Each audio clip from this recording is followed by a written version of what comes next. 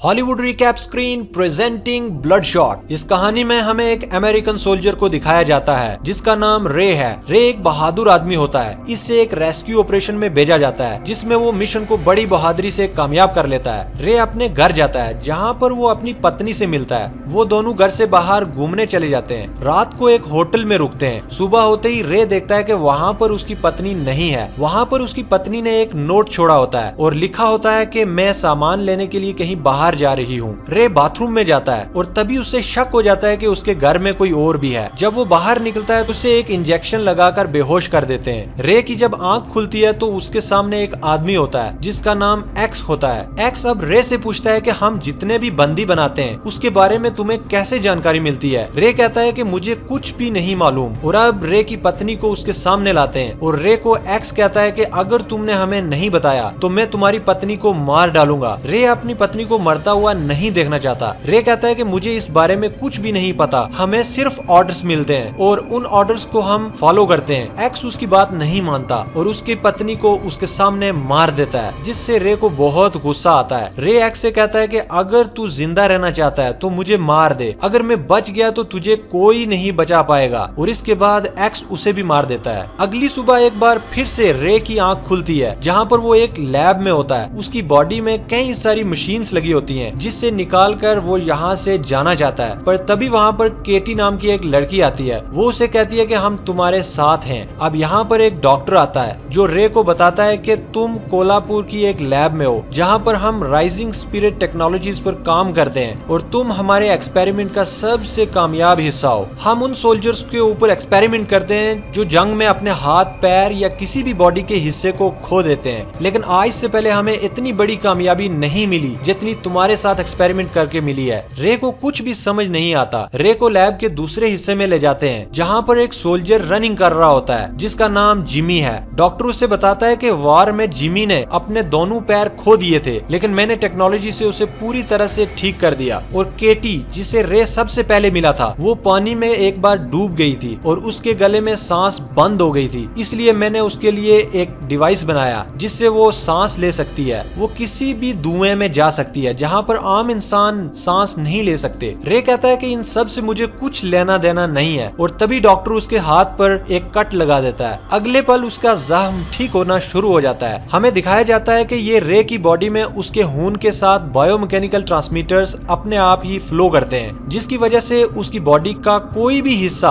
अगर जख्मी होगा तो ये ट्रांसमीटर्स उसे अपने आप ही रिपेयर कर देंगे। रे कहता है कि मुझे कुछ भी याद नहीं आ रहा। डॉक्टर उसे बताता है कि तुम्हारी मौत हो चुकी थी और तुम्हें एक बार फिर से जिंदा कर दिया। डॉक्टर उसे अपना हाथ भी दिखाता है और बताता है कि बीमारी की वजह से इसे काट दिया गया था, लेकिन टेक्नोलॉजी की मदद से मैंने अपने हाथ को दोबारा ठीक कर दिया। रे काफी थका हुआ होता है। वो डॉक्टर से कहता है कि मुझे सोने दो और अगली सुबह जब वो उठता है तो उसे अपने अंदर कुछ शक्तियों का एहसास होता है। वो पंचिंग बैग में पंच मारता है लेकिन वो एक ही पंच में पूरा बैग फाड़ देता है। इसके बाद वो एक पिलर पर पंच मारता है और कुछ पंच मारने के बाद वो पिलर को भी तोड़ देता है। उसके बाद वो केटी के साथ ड्रिंक करता है। वहाँ पर एक म्यूजिक चल रहा होता है जो उससे जाना पहचाना लगता है। फिर उसे याद आता है कि ये म्यूजिक उस जगह भी चल रहा था जहाँ पर उसकी पत्नी को मारा गया था। रे को अपनी पत्नी की बहुत याद आती है और वो अपनी पत्नी के कातिल को मारने के लिए चला जाता है। डॉक्टर को जब ये बात पता चलती है तो वो उससे ऑनलाइन कनेक्ट होकर उससे वापस आने के लिए कहता है। वो कहता है कि हमें पता नहीं कि तुम्हारे अंदर कितनी शक्तियां हैं और वो किस तरह से काम करती हैं। रे कहता है कि मुझे अपना एक काम पूरा करना है। रे इसके बाद एक प्लेन के पास पहुंचता है लेकिन रे प्लेन उड़ाना नहीं जानता। वहाँ पर प्लेन के मैनुअल को पढ़कर कुछ ही सेकंड्स में प्लेन को उड़ाकर पेरिस पहुंच जाता है। काफी कोशिश के बाद वो अपने पत्नी के कातिल को ढूंढ लेता है। डॉक्टर को समझ नहीं आता कि ये सब रे ने कैसे किया। उसे बताया जाता है कि रे ने यहाँ पर चल रही 9000 गाड़ियों को स्कैन किया और उसे पता चल गया है कि उसके कातिल की गाड़ी कौन सी है। डॉक्टर ये जानकर हैरान हो जाता है। एक्स जो कि रे की पत्नी का कातिल है वो एक टनल के अंदर पहुंच जाता है लेकिन वहाँ रे भी पहुंच जाता है। रे सबसे पहले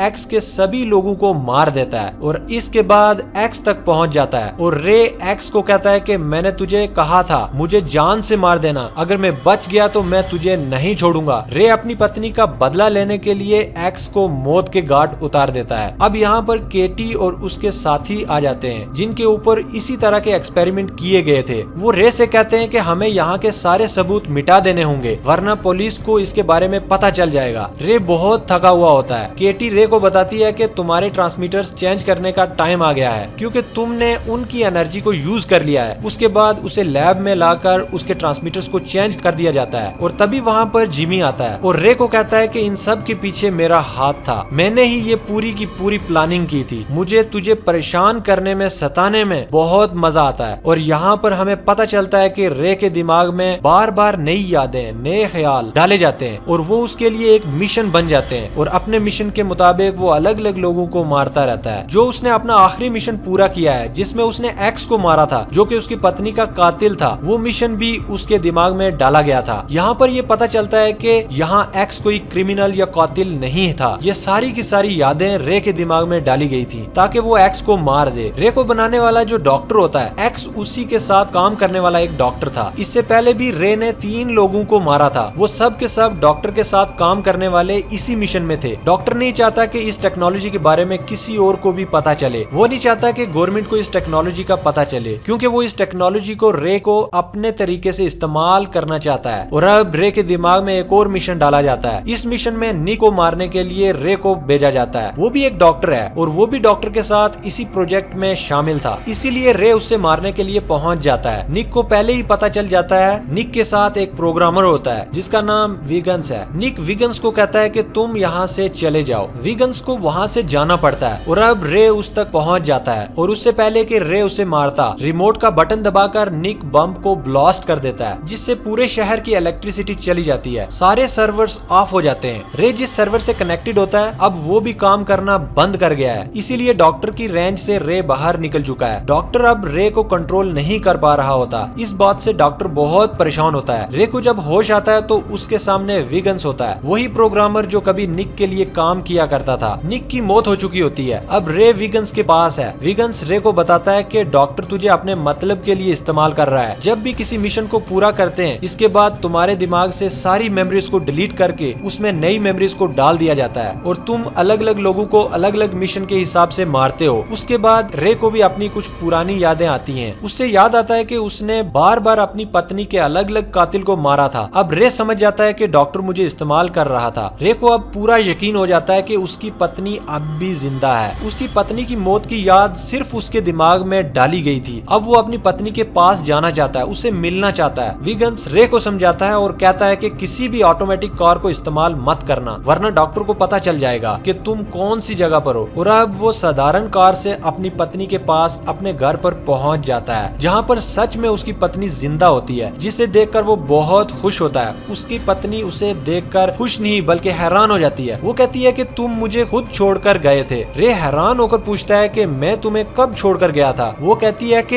याद करो 5 साल पहले। और अब रे पूरी तरह से कंफ्यूज हो जाता है क्योंकि उसके दिमाग में इतनी पुरानी यादें नहीं थी। अब रे को समझ में आ चुका है कि डॉक्टर ने उसके साथ चाल खेली है, इसलिए वो किसी भी कीमत पर अब डॉक्टर को जान से मारना चाहता है। डॉक्टर को पता चलता है कि उसे रे मारने वाला है, इसीलिए डॉक्टर अब जिमी और उसके दूसरे साथी को रे को मारने के लिए भेजता है। रे अपनी जान बचाने की पूरी कोशिश करता है लेकिन वो रे को बेहोश करके एक बार फिर से लैब में ले आते हैं और अब एक बार फिर से उसके दिमाग से हर एक ख्याल को मिटा दिया जाता है। रे के दिमाग में एक और मिशन को डाला जाता है जिसके मुताबिक अब उसे विगन्स को मारना होगा। विगन्स डॉक्टर के हर एक राज को जानता है पर केटी इसके खिलाफ होती है क्योंकि केटी, जिमी और इनका जो दूसरा साथी होता है वो इस मिशन में खुद अपनी मर्जी से आए थे। रे को जबरदस्ती इस मिशन में लाया गया था। सीलियो नाम की एक लड़की विगन्स से मिलती है और उसके साथ तय करती है कि वो डॉक्टर को और उसकी पूरी कंपनी को हमेशा के लिए खत्म कर देगी। अब सीलियो किसी भी धुएं में सांस ले सकती है। केटी जैसे कैसे करके डॉक्टर के सर्वर तक पहुंच जाती है। केटी के पास स्मोक बॉम्ब है, वो वहां पर बॉम्ब को लगा देती है जिससे सर्वर का पूरा डेटा हमेशा के लिए खत्म हो जाता है। वहाँ रे को दिखाया जाता है जिसके पास जिमी और उसके साथी पहुंच जाते हैं और इन तीनों में एक जबरदस्त लड़ाई होती है। रे इन दोनों को खत्म कर देता है और इसके बाद रे डॉक्टर के पास पहुंच जाता है। डॉक्टर उसके बिल्कुल सामने होता है। डॉक्टर के पास गन होती है, इससे वो रे को बहुत सारी गोलियां मारता है लेकिन रे के अंदर उसकी बॉडी में ऐसी टेक्नोलॉजी है जिससे उसकी बॉडी में अपने आप ही रिकवरी हो जाती है। पर रिकवर होने के साथ उसके शक्तियां भी खत्म हो जाने लगती हैं। रे अब डॉक्टर तक पहुंच जाता है और तभी विगन्स को बात पता चल जाती है। वो रे को कहता है कि तुम्हें वापस आना होगा, तुम रुक जाओ वरना तुम्हारी सारी की सारी पावर्स खत्म हो जाएगी, तुम मारे जाओगे। पर रे उसकी बात नहीं मानता। डॉक्टर के बॉम्ब से डॉक्टर और अपने आप को ब्लास्ट कर देता है और इन दोनों की मौत हो जाती है। डॉक्टर की कंपनी भी अब पूरी तरह से तबाह और बर्बाद हो जाती है। वहीं कुछ दिनों बाद दिखाया जाता है कि रे एक बार फिर से जिंदा हो जाता है। अब रे के सामने विगन्स होता है। दरअसल विगन्स ने टेक्नोलॉजी से एक बार फिर से रे को जिंदा कर दिया है ताकि उसके बायोमैकेनिकल ट्रांसमीटर्स जो उसकी बॉडी में है उन्हें और भी एडवांस बना दिया है, जिससे बार बार उससे अब चार्ज होने की जरूरत नहीं है। अब रे केटी के पास जाता है और ये दोनों एक नई जिंदगी जीना चाहते हैं, एक नई शुरुआत के लिए निकल पड़ते हैं, क्योंकि इन दोनों का इस दुनिया में कोई भी नहीं है। ये दोनों अकेले हैं और साथ ही साथ ये अपनी पावर्स को अब अच्छे कामों के लिए इस्तेमाल करना चाहते हैं। तो ये थी पूरी कहानी ब्लडशॉट की।